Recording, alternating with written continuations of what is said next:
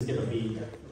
So Scott Gottbreht, Assistant Secretary for Policy at Maryland DHCD. Secretary Day sends his regards. He was unable to be here today, although he wanted to be. He's getting ready to deploy to Belgium. You may not know that he's also a reservist, captain in the reserves, and is departing for a 2-week training. So putting his life on the line for the country, just as he's put his career on the line for his state. Instead of him, you got me, with a little less hair and much more waistline. And so I hope I can do the job. So thank you to the event organizers, to the Montgomery County leadership and elected officials, to the Commission on Aging.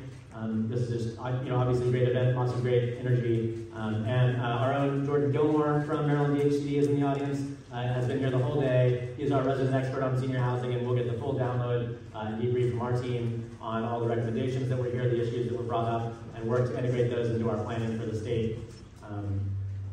So, the state can set the stage for housing development, housing production, housing planning, but it's the work in this room at the local level where actual housing gets built. And I think that's an important thing to remember, is that partnerships are essential. And while we can assist at the state level and resource your priorities, at the county level, at the local level, is where tough decisions are made and where the real work of building housing happens. And I think it's important not to forget that. So a big shout out to our local partners here and across the state.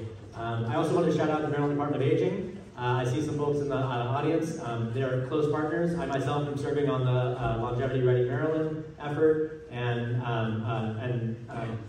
Jordan has been intimately involved in some of those conversations. So big plans there for the years ahead. I'll talk about those in just a moment.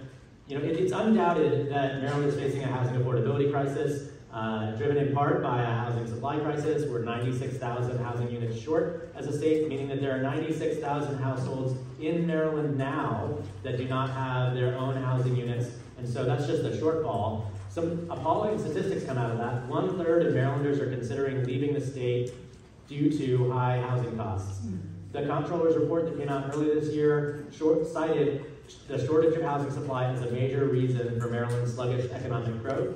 That means because we have a very low unemployment rate, and that's in this case not a good thing, because it means that businesses can't grow, the economy can't expand because of a labor shortage, and businesses can't move here because there's not housing for their workers, or the workers are being priced out of the market. We've heard that time and time again from stakeholders and employers that are reporting to bring their operations here to Maryland, and they just can't because of the housing situation. So this year, the Moore-Miller administration made housing a key priority and passed a very aggressive and bold housing package, which I'll talk about here in just a moment, consisting of 3 bills. But the housing supply problem is a major driver of the housing affordability crisis. That's driven in part by land use decisions, that's driven by government policies, including permitting and fees, and it's driven by financing challenges. It's a very tough fiscal environment for the state. We've heard a lot from Annapolis that revenues are tight. That's going to get worse in the years to come. So how do you encourage expansion of housing supply in a cash-strapped environment in which we don't have the money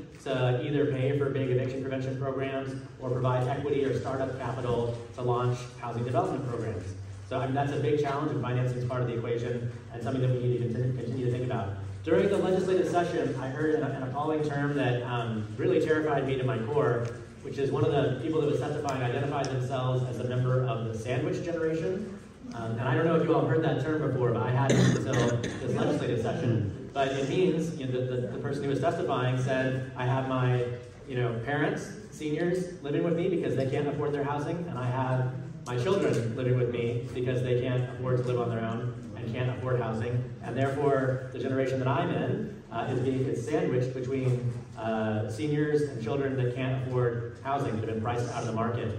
And that's a terrifying concept, and one that is really ringing true. With my own mother, I started asking her, after hearing that term, I said, Mom, I was wondering what your plans are for when you start to experience declining independence. And she said, what are you talking about? Declining independence, what does that mean? I was like, well, how do I say this? Some people as they age begin to be able to do things like maintain property, start to sustain payments differently than they might when they were younger, and I'm just wondering if you kind of plan to transition to when you're going to stop driving. This is after she had knocked the rear view mirror, or the side view mirror off my car a few months earlier. How much longer are you going to be driving? How much longer are you going to be mowing your own lawn? How much longer are you going to be carrying the weight of this unit, or still having that staircase. It's not going to last her. What are the plans? And she had no plans, right? And and kind of gave me that look like I am her plan, right? And so I was, and then I kind of told her about the sandwich generation. But I mean, this is much closer to home than we realize. It's much more proximate than we realize. The silver tsunami is making landfall, and it's something that we need to wrap our heads around and really plan for. We should have been further along in our planning by now, and we need to supercharge those efforts with a surge. One of the things that we'll be doing over the course of the next year is a refresh of the Maryland Housing Needs Assessment. The last housing needs assessment was done before the pandemic. A lot has changed since then. This refresh of that assessment will include a major drill down on senior housing and housing for homeless individuals and families as kind of two breakout topics that we really want to get into the weeds in. The Maryland Department of Aging is a key partner in that research effort, and from that will come a production plan, housing production goals, and a strategy for ensuring that folks have a place to call home at all income levels and at all ages. And that'll be a major part of our efforts to come. Just recently, at the end of the legislative session, Governor Moore has recently signed into law the 3 big bills that were part of the governor's housing package. I want to talk about 2 of them today. In detail, first, the Housing Expansion and Affordability Act. That bill will provide incentives in the form of density bonuses to encourage denser development in places where the state has a special or unique interest. Those along transit, in areas that are formerly state-owned campuses, and areas owned by a nonprofit. Often that's talked about as the YISB, Yes in God's Backyard bill, in order to help activate surplus church properties or properties owned by nonprofits. And so that bill also allows for modular and manufactured housing in areas zoned for single housing, and that should help to drive down some of the supply side economics that can save up to 35% on construction for housing, which formerly has not been allowed, statewide. The other bill that I want to mention is the renters' rights bill that was a major victory, and that Jordan in the audience was a major contributor to and drafter of. So that bill increases eviction filing fees, making it harder to evict tenants. It creates a first of its kind statewide right of first offer to allow renters who are in houses in 1 to 4 unit housing units to be able to buy the property that they're in if the landlord is looking to sell it. That bill also creates the Office of Tenant and Landlord Affairs at the state level. Up until now, there has not been a state level Office of Tenant and Landlord Affairs. I heard some folks talking about, some of their frustrations at the local level with similar offices. This state office will provide kind of another layer there, or recourse or escalation opportunities, in which we can sort of start to troubleshoot the problems as a state, bring in additional resources, and connect with those local governments to assist with code enforcement and ensure that tenants and residents have a place where they can go and they can be listened to if they have concerns that they feel are not being met at the local level. A lot of excitement there, the situation with renters is challenging because prior to in the pandemic years, we had a windfall of federal resources that we were able to use to keep residents in their homes. Now with those federal funds receding and a state in a tight fiscal environment, you can't just continue to pony up state general funds to keep renters in their homes. So what can we do? We can level the playing field somewhat and enhance tenant protections and make it so that renters are more easily able to stay in their homes. Affordable housing is another thing that the state finances through the low-income housing tax credit, which flows through the state. That resource pairs very well with the type of resources that Council President Friedson was mentioning. In terms of senior housing, 2 years ago, 23% of all of the funding that the state released for low-income housing tax credit went to senior housing. Before that, 43% of that year's LIHTC awards, like low-income housing tax credit, LIHTC, went to senior housing. So we continue to invest heavily in senior housing across the state. Just 2 weeks ago, the state announced this latest round of LIHTC awards, one of which will be coming to Montgomery County, the Amherst Square apartment community that will create 50 units of affordable housing. So we continue to direct resources. The state this year also passed a 100% increase in the resources that we've made available for rental housing works, which will fill gaps and unclog the affordable housing production pipeline. This is a detail that I think many folks are not keyed into, that during the pandemic years, there was a steep rise in construction costs, labor costs, there were operating challenges, and there were very high interest rates, which made new construction extremely difficult. And it also really jammed up the entire affordable housing pipeline for the state of Maryland. So we have something like 130 different affordable housing projects that are stalled out as a result of these rapidly changing costs that affected the overall projected budgets and project plans for affordable housing development. This year, the Maryland General Assembly agreed entirely with Governor Moore's budget allowance to significantly increase the rental housing works budget that will allow us to make loans to fill gaps in those projects and unclog the affordable housing production pipeline. So across the state, we hope you'll see a significant increase in projects that are now jump-started or are able to pencil and get started again. And so that's going to be a major effort of our leadership to get those funds on the street and get housing production started again. So as you can see, we're trying to attack the situation from all angles. We're trying to enhance protections to keep renters in their homes. We're trying to address the supply crisis. We're trying to ramp up investments to ensure more units of affordable housing are coming online. We're in the middle of intense discussions and work groups around an affordable housing preservation strategy, and we're even exploring a new financing tool for encouraging and creating middle housing, which is something that other folks had spoken to. Middle housing is not something that the federal tool, which is LIHTC, is really designed to create or sustain. So middle housing, because of just the economics of it, has a higher cost per unit.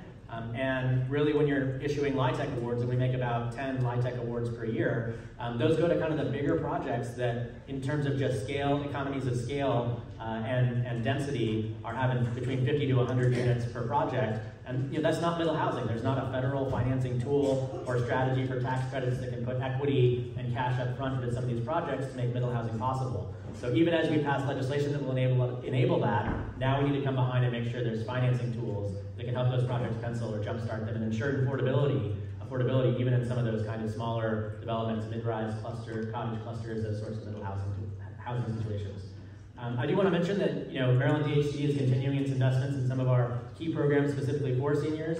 Our special loan program it provides either zero or low-cost loans to enable seniors to do home repairs, home modifications, and our Accessible Homes for Seniors program also provides zero interest or very low-cost interest to do those home modifications for access, grab bars, ramps, those sort of things that are absolutely essential for folks to be able to age in place. So a lot will still be coming on the horizon. We're not done yet. This was a massive year for housing. The Moore Miller administration, passed the first renter protection bill in a generation. Had bold and aggressive strategies around land use and zoning. We're very good as a state at saying where we shouldn't build in terms of protecting wetlands and environment, and also hazardous sites. But we need to get better as a state, helping to encourage building where we should build. And the bill that was passed this year is a great step in that direction. But as I mentioned, we're not done yet. This next year will be the year of housing. Last year was the year of housing. Secretary Day has also said repeatedly, next year will be the year of housing, and the year after that will be the year of housing. So we're going to keep coming back. We're going to keep pushing the limits of what's possible. It's important to note that the landscape of what's possible in Maryland and across the country has absolutely changed. The political math has changed.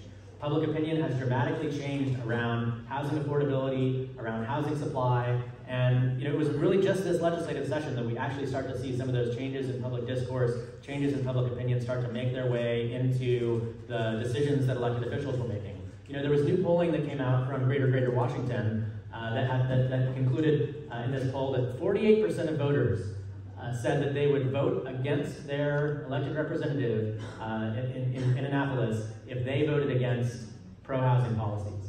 Let me say that again. 48% of voters said that they would not support their elected official for re-election if they voted against pro-housing policies. I think that's a game-changing statistic, and one that absolutely transforms the landscape of public discourse and what's possible to get passed in the General Assembly. This year, we were testing the waters with some incremental strategies around housing supply creation and tenant protections and financing. And next year, we're going to look to do some more comprehensive things, still continuing with an incremental approach to not rock the boat too hard. We're making progress slowly but surely. And if you all have good ideas, and I was very excited at the moment just before we broke for lunch, where you're writing the best ideas on sticky notes and then the key barriers that are remaining. And I told the conference organizers, I want to hear the results of that. If you have a good idea, we want to hear it. We want to put it into our hopper for ideas for consideration, or barriers that we need to address, or work groups that we need to create to drill down on issues. So we're here to work with you. We're not here to tell you how to run your county or how to make decisions at the local level. We're here to resource your priorities and help clear barriers. And that's our mission, and that's what we're going to keep doing. So a lot of exciting stuff to come in the year ahead for housing and senior housing more specifically. So stay tuned. Do we have time for a question, or shall we take it to the hallway?